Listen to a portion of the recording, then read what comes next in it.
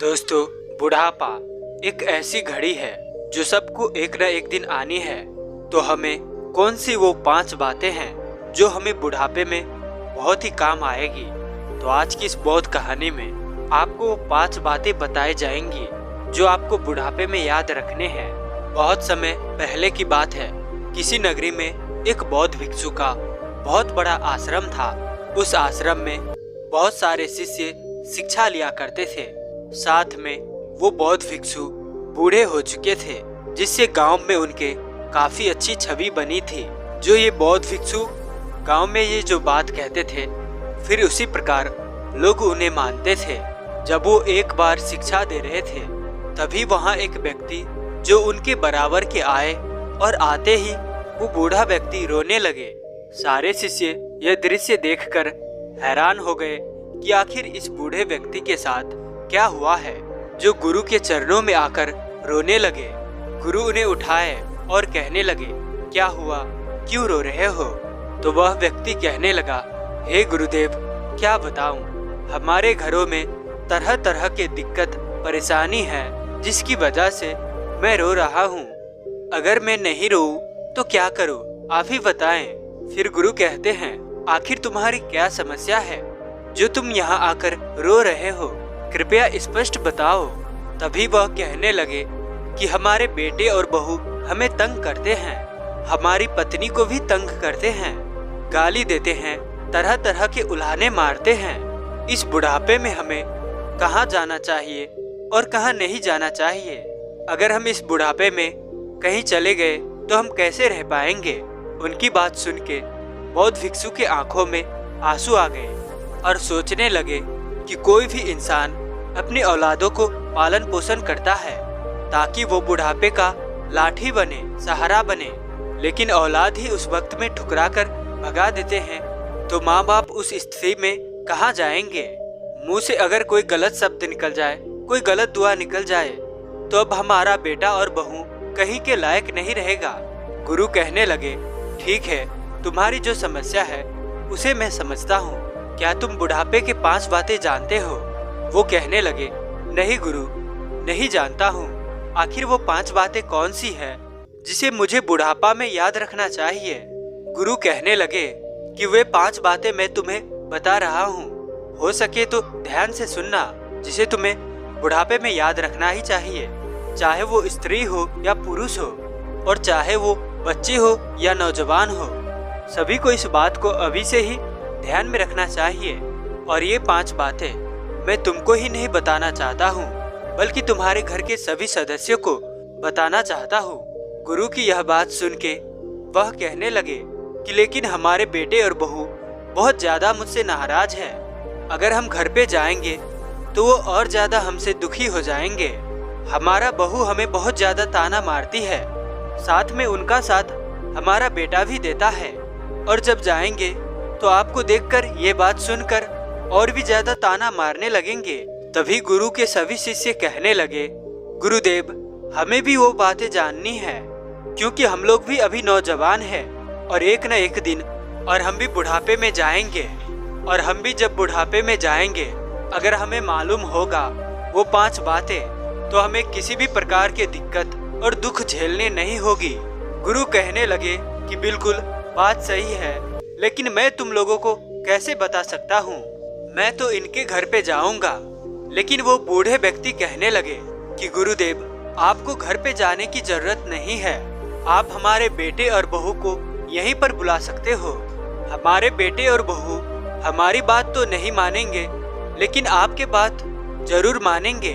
गांव के सारे लोग आपको सम्मान करते हैं और आपकी बातों को मानते हैं। आप जो कहते हो वैसे गांव वाले मानते हैं, और वो दोनों भी आपका बात जरूर मानेंगे। आप जरा अपने एक शिष्य को बुलावा का संदेशा देकर तो भेजिए। और ठीक उसी प्रकार बौद्ध भिक्षु उसके घर संदेश भेजवाते हैं। बूढ़े व्यक्ति आश्रम में रुकते हैं और सुबह होते ही शिष्य के साथ उसके बेटे और बहू, साथ में उसकी पत्नी भी आश्रम में पहुंचता है। दोनों गुरु को प्रणाम करते हैं और कहते हैं कि ये हमारा तो सौभाग्य है कि हमें गुरु के बुलावा आए हैं। दोनों गुरु के पैर को छुए और गुरु ने आशीर्वाद दिए। और गुरु आशीर्वाद देने के बाद वह परिवार के सभी सदस्यों से कहते हैं कि बैठ जाए। और पता है, आप लोगों को मैं आज बहुत बड़ी शिक्षा देने के लिए यहाँ पर बुलाया हूँ। और आप लोगों को याद रहे कि ये शिक्षा अगर आप हमेशा याद करोगे तो जीवन में कभी भी आपके साथ दुख और तकलीफ नहीं होगा। तभी वो स्त्री बोलती है कि गुरुवर, क्या बताएं, हमारे जीवन में हमारे सास ससुर एक कांटा बन के हमारे जीवन में आ चुके हैं। ये बार बार हमारे ऊपर अत्याचार करते हैं, तरह तरह के बातें करते हैं, ताना मारते हैं, गाली देते हैं। आप ही बताएं, हम लोग कैसे बर्दाश्त करें? हमारे जीवन में तो सबसे बड़ा कष्ट यही लोग हैं। गुरु कहने लगे कि बेटी, ऐसा नहीं है कि माता पिता हमारे जीवन में कष्ट बन जाते हैं। लेकिन बेटा भी कह रहा था कि गुरु, हमारी बात को समझा करो। हम भी नहीं चाहते कि हमारे माता पिता हमसे दूर रहें, लेकिन ये लोग हमें बहुत ज्यादा परेशान करते हैं, बहुत ज्यादा तकलीफ देते हैं। गुरु कहने लगे कि बेटा, इसलिए तो आज हम तुम्हारे माता पिता को यहीं पर बुलाए हैं। बेटा कहने लगा कि हे गुरु, बुढ़ापे में तो इन्हें एक बात भी याद नहीं है, सिर्फ गाली देने को याद रहती है। वह कहने लगे कि जाने दो, मैं ये 5 बातें इन्हें बता देता हूँ। उसके बाद इन्हें लगेगा कि हम ये 5 बातें अपने जीवन में उतार लेंगे तो कभी भी इनके जीवन में दुख तकलीफ नहीं आएगी। लेकिन आप लोगों को भी ध्यान रहे, इसे पूरे ढंग से सुनना है और पूरे मन लगा के सुनना है। और उन्होंने अपने शिष्यों को बुलाया और चारों तरफ से शिष्य बैठ गए और वे बहू और बेटे भी बैठ गए। साथ में ये बूढ़े पति पत्नी आगे बैठ गए और उन्होंने कहना जारी रखा और बताने लगे कि बुढ़ापे में ये 5 बातें, सबसे पहली बातें याद रखना जरूरी है कि सबसे पहले बुढ़ापे में आप लोग स्वास्थ्य का ध्यान दो। तभी वो वृद्ध कहने लगे कि हे गुरु, आप ये क्या कहते हो? आखिर बुढ़ापा में हर कोई को दुख और तकलीफ आता है। बुढ़ापे में हर किसी की तबीयत खराब होती है, उसे तरह तरह की बीमारी होती है, लेकिन वह अपने तबीयत को, अपने स्वास्थ्य को कैसे ध्यान रखेगा? गुरु कहने लगे, मेरी बात ध्यान से सुनो। मैं ये कह रहा हूँ कि बुढ़ापे में बहुत से लोग किसी न किसी लत के वजह से वह नशा करते हैं, जैसे कि बीड़ी पीते हैं, सुर्ती खाते हैं, कुछ तरह तरह के नशीले पदार्थ का सेवन करते हैं। जवानी में सेवन करते ही है, बुढ़ापे तक सेवन करते हैं। जब वो बुढ़ापे में सेवन करते हैं तब उनकी तबीयत और भी ज्यादा खराब होती है। जब तबीयत खराब होती है तो वे लोग परेशान हो जाते हैं। उनके बेटे और बहू को उनका स्वास्थ्य का ध्यान रखना पड़ता है, लेकिन चिकित्सकों के पास इलाज कराने के लिए बेटे और बहू ले जाते हैं तो चिकित्सक लोग ये कहते हैं कि इन्हें नशे का लत छोड़ना ही होगा, इन्हें बीड़ी छोड़ना ही पड़ेगा, इन्हें सुर्ती छोड़ना ही पड़ेगा, इन्हें नशीली पदार्थ का सेवन कभी नहीं करना चाहिए। लेकिन बुढ़ापे में लोग अपनी आदत से मजबूर अपने बेटे और बहू से चुपके से नशा कर लेते हैं। उसके बाद उसकी तबीयत बिगड़ जाती है और बेटे और बहू परेशान हो जाते हैं। इसलिए मैं कहना चाहता हूँ कि बुढ़ापे में आपके भी अगर ये लत है तो आप लोग अपने स्वास्थ्य पर ध्यान दें। ऐसा नहीं है कि आप लोग अगर लत नहीं करोगे तो आप लोग जिंदा नहीं रह पाओगे। जिंदा रह पाओगे। लत बहुत खतरनाक चीज है और नशे का सेवन बहुत ज्यादा खतरनाक चीज है। आप अगर नशे का सेवन करिएगा तो बुढ़ापे में आपके दुख और दर्द कभी भी दूर नहीं हो सकते हैं, क्योंकि आपकी बीमारी कभी भी नहीं भाग सकते हैं। नशा करने से हमारे शरीर को नुकसान पहुंचती है और बदले में हम अपने बेटे और बहू को दोषी ठानते हैं। लेकिन हम खुद भी ये नहीं देखते हैं कि दोष हमारे में भी है और हमें खुद भी ऐसा नहीं करना चाहिए। चाहे वो मर्द हो या औरत हो, दोनों के लिए ये बात बैठती है कि कोई भी हो, उन्हें नशा नहीं करना चाहिए, नहीं तो उनका बुढ़ापा दुखों में बीतेगा। बौद्ध भिक्षु की ये बात सुनकर बेटे और बहू मन ही मन खुश हो रहे थे और स्त्री सोच रही थी कि बौद्ध भिक्षु हमें नहीं बल्कि हमारे सास ससुर को ही डांट रहे हैं। और ऐसे में वो लोग बहुत ज्यादा खुश थे। वो बौद्ध भिक्षु दूसरी बात बताना जारी रखा और कहने लगे, दूसरी बात ध्यान से सुनो। और दूसरी बात ये बताने लगे कि बहू पे अत्याचार करना बंद करो। तभी वो स्त्री बोलने लगती है कि हे गुरु, ये बिल्कुल सही बात है। ठीक है, ये लोग हमारे ऊपर बहुत ज्यादा अत्याचार करते हैं, हमें गाली देते हैं, हमें मारते हैं, पीटते हैं। साथ में बेटा भी कह रहा था कि हमें भी कुछ कह देते हैं, मेरी पत्नी को हमेशा तंग करते हैं। आप ही बताइए कि मेरी पत्नी कहाँ जाएगी और कहाँ आएगी। ऐसे में गुरु कहने लगे कि बेटा आप जरा ठहर जाइए, मैं इन्हें बता रहा हूँ, मैं इन्हें समझा रहा हूँ। जारी रखते हैं और कहते हैं, देखिए बहुओं पर अत्याचार मत करो, बहू है लेकिन उसे हम सही ढंग से देखें तो वो बेटी है। भले चेहरा ही बदल कर देख लो, आपकी भी बेटी होगी। अगर आप लोग अपने बहू पर अत्याचार कर रहे हो, अगर आपकी बेटी पर कोई अत्याचार करेगा तो आपको कैसा लगेगा? आपको दुख होगा, दिक्कत होगी, आपको परेशानी होगी। लेकिन आप लोग कहोगे कि हम लोग तो ऐसा कुछ भी नहीं किया है, फिर भी हमारे बेटे के साथ ऐसा क्यों हो रहा है? इसलिए आप लोगों से गुजारिश है कि अगर आप बुढ़ापे में भी चले गए हो, फिर भी आप अपने बहुओं को परेशान मत करो। ज्यादातर जो सास ससुर होते हैं वे अपने बहुओं को परेशान करते हैं। इसीलिए सास ससुर से गुजारिश है कि कभी भी ऐसा कदम ना उठाए और ध्यान रखे कि अगर उससे कोई गलती हो जाती है तो हमें उसके ऊपर अत्याचार नहीं करना चाहिए, बल्कि जैसे हम अपने बेटी को समझाते थे कि बेटी ये गलत हो गया है, तुम्हें ऐसा करना चाहिए था, ठीक उसी प्रकार अपने बहू से भी व्यवहार करना चाहिए। और इस प्रकार उन्होंने दूसरी बात बताने के बाद तीसरी बात बताना जारी रखा और कहते हैं कि गुस्से कम करना। मैं मानता हूँ कि बुढ़ापे में इंसान चला जाता है तो उसे पता नहीं होता है कि वो क्या कर रहा है और क्या नहीं कर रहा है। वह कभी गुस्सा ज्यादा करता है तो कभी कम करता है। लेकिन आप लोगों को ये याद होना चाहिए कि ये जवानी नहीं है कि आप जैसा चाहोगे वैसा करोगे, क्योंकि बुढ़ापे में बहुत बड़े बड़े लोग भी मजबूर हो जाते हैं संभलने पर। तो जब भी गुस्सा आए तो उसे शांत कर ले और वह गुस्सा किसी पर निकालना नहीं। तो आपके एक गुस्से की वजह से आपका बुढ़ापा बहुत दुख और दर्द से बीतेगा। आपके बुढ़ापे में बहुत ज्यादा परेशानी आएगी और आप अपने बेटे और बहू पर हमेशा दोष ही लगाओगे और कहोगे कि हमारे बेटे और बहू हमारे साथ बुरा कर रहे हैं। जैसे मान लो आप लोग कोई सामग्री मांग रहे हो, लेकिन बहू वो सामग्री लाने में थोड़ी सी देर कर दी।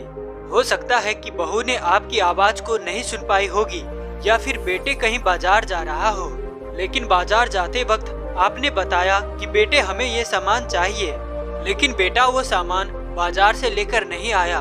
तो आप गुस्सा करने लगते हो और कहने लगते हो कि तू हमारा किसी काम का नहीं है, तू हमारे बात को नहीं मानता है। तरह तरह के उस पे गुस्से करते हो, जिससे बेटे को भी बुरा लग सकता है। आप लोगों को यहाँ पर सोचना चाहिए कि हो सकता है कि आपका बेटा भूल गया होगा जो सामग्री आप उसे बताए थे, नहीं तो उसके पास पैसे नहीं बचे होंगे, इसकी वजह से वो सामग्री नहीं लेके आया होगा। लेकिन इसी बात को लेकर हम गुस्सा करते हैं और गुस्सा करने की वजह से हम बुढ़ापे में दुखी रहते हैं और हम हमेशा दुखी रह जाते हैं। उन्होंने ये बात बताने के बाद कि अब चौथी बात को भी ध्यान से सुनना और चौथी बात भी बताना जारी रखते हैं और कहते हैं कि गैर लोगों और पड़ोसियों से अपनी घर की बातें कभी मत करना। तभी स्त्री दोबारा बोलती है कि हे गुरु, इन लोगों में सबसे बड़ी कमी यही है कि हमारे घर की जो भी बात होती है वह लोगों से, हमारे आसपास के पड़ोसियों से कहते हैं। आप ही बताइए, हम जहाँ पर रहते हैं हमारे आसपास के लोग पड़ोसी हमसे जलते हैं और दुश्मन लोगों से ये लोग अपनी बात को बताते हैं, अपने घर की समस्या को बताते हैं। कल के दिन वो लोग हम पर हंसते हैं, इसलिए हम लोग उन्हें मना करते हैं, फिर भी वे लोग नहीं मानते हैं। और वो व्यक्ति अच्छे ढंग से इन लोगों की बातों को समझता है, सुनता है और गांव में जाकर सब लोगों को बता देता है और गांव के लोग उस बात को फैला देता है, जिससे हमें और ज्यादा कठिनाइयां आ जाती है। बौद्ध भिक्षु ने बहू की बात सुनकर कहने लगे कि देखिए, अपनी घर की बात किसी भी पड़ोसी से या लोगों से बताने से क्या फायदा हो सकती है। बुढ़ापे में बहुत सारा लोग बूढ़े लोगों के पास आते हैं, उनके पास बैठते हैं, उठते हैं और उनकी जानकारी लेते हैं। लेकिन बहुत सारे लोग चालाकी से आते हैं, चुगली करने आते हैं और वो लोग देखना चाहते हैं कि इनके घर में क्या परेशानी है, क्या दिक्कतें हैं, इनके घर में क्या चल रहा है और क्या नहीं चल रहा है। और बूढ़े व्यक्ति लोग परेशान रहने के कारण वह बता देते हैं कि हमारे बेटे और बहू हमारे साथ ये कर रहे हैं, वह कर रहे हैं।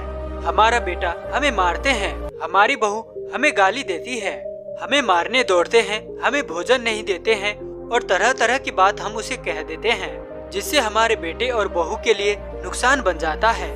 क्योंकि हमारे जाने के बाद इस दुनिया में हमारे बेटे और बहू बचते हैं।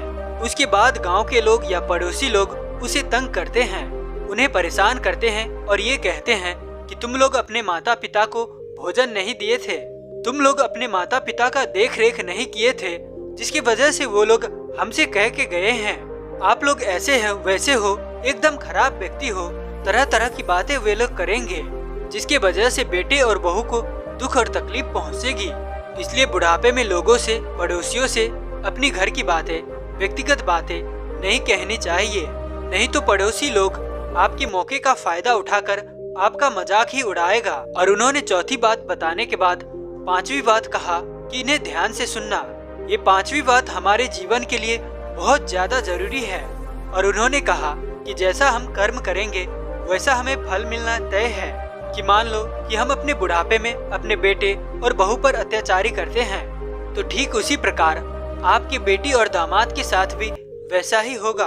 उनके सास ससुर भी उन्हें प्रताड़ित करेंगे, क्योंकि ये प्रकृति हर एक इंसान से, हर एक जीव से ठीक वैसा ही बदला लेता है जैसा जीव उसके साथ करता है। तो इसलिए हम आपको समझाते हैं कि कोई भी बहू को अपनाने के बाद उसके साथ मिलजुल के रहना चाहिए, उसके साथ हमें अत्याचार नहीं करना चाहिए। हमें हमारी कर्मों का फल मिलना अवश्य तय है। तो बुढ़ापे में सुखी जीवन जीने के लिए हमें अपने कर्म पर ध्यान देना जरूरी है। और ये बुढ़ापे में अगर ये 5 बातें कोई भी व्यक्ति याद रखेगा और इसे अपने जीवन में अपनाएगा, तो उसे किसी भी प्रकार की दुख या परेशानी नहीं हो सकती है और साथ में वे अपना जीवन अच्छे से जी सकता है। उन्होंने ये 5वीं बात बताने के बाद वो कहते हैं कि ये 5वीं बात यहीं पर खत्म होती है। तभी वो बेटे और बहू से कहते हैं, अब आपकी बारी है, ये 3 बातें याद रखना जो मैं बता रहा हूँ, ध्यान से सुनना। और वो बेटे और बहू से कहते हैं, बुढ़ापे में अपने माता पिता को मारने या डांटना नहीं चाहिए, क्योंकि बूढ़े बच्चे के समान होते हैं। जिस तरह एक बच्चे को छोटे या बड़े गलती करते हुए आप उसे मारते या डांटते नहीं है, उसे समझा देते हैं, उसी प्रकार हमें बूढ़े माता पिता के साथ भी करना चाहिए। उन्हें मारने या डांटने के बजाय उन्हें अच्छे से समझा देना चाहिए। और उन्होंने दूसरी बात बताना जारी रखते हैं और कहते हैं कि बुढ़ापे में इंसानों को खाने के शौक चढ़ जाते हैं। बच्चे की जैसे इच्छा उठती है खाने के लिए, अलग अलग व्यंजन उन्हें खाने का मन करता है, तो हमें उनकी चाहना को पूरा करना चाहिए। लेकिन अगर हम उतनी ज्यादा सक्षम नहीं होते हैं उन्हें खिलाने में, तो हमें जैसे तैसे करके उन्हें खिलाना चाहिए। हमें देखना चाहिए कि ये बुढ़ापे में चल रहे हैं, इनकी मृत्यु कभी भी हो सकती है, कभी भी ये इस दुनिया को हमें छोड़ के चले जाएंगे। बुढ़ापे में बच्चे की वृद्धि आ जाने से उन्हें जो चीज भी मन करता है खाने के, तो कोशिश करे जो सामग्री वो मांग रहे हैं उन्हें खिला देना चाहिए, जो उसके लिए अच्छा है। अगर आपको कम से कम महीने में भी एक बार हो सकता है तो उन्हें खिला दे। अगर आपसे वे प्रतिदिन मांग रहे हैं और प्रतिदिन आपकी शक्ति नहीं है, तो आप हफ्ते में खिला दे, जिससे आगे चल के आप लोगों को जीवन में बहुत दुआ मिलेगी। क्योंकि आप लोग भी एक दिन बुढ़ापे में जाओगे और आपके बच्चे भी आपके साथ वही पूर्ति करेंगे। वे तीसरी बात बताना जारी रखते हैं। वह कहते हैं कि अगर आपके माता पिता दूसरे लोगों से, पड़ोसियों से आपके बारे में भला बुरा कह भी देते हैं, अपने घर की बातें बता भी देते हैं कि हमें भोजन नहीं देते हैं, गाली देते हैं, डांटते हैं, तो अगर आप उस स्थान पर सही हो और आपको पता है कि आप अपने माता पिता के साथ वैसा नहीं करते हैं, तो इस स्थिति में अगर आपके पड़ोसी आपको ताना मारते हैं, आपको उनकी बात सुनकर कुछ कहने आते हैं, तो आपको डरना नहीं है। आपको सीधे जाकर उनसे कह देना है कि वे बूढ़े हो चुके हैं, वह ठीक से समझते नहीं है, वह जैसा कह रहे हैं वैसा हम नहीं करते हैं। क्योंकि बूढ़े व्यक्ति को आप जितना भी समझा लो, थोड़ा बहुत तो वे बातें कर ही देंगे पड़ोसी से। तो अगर आप सही है तो आपको ही एडजस्ट करना पड़ेगा।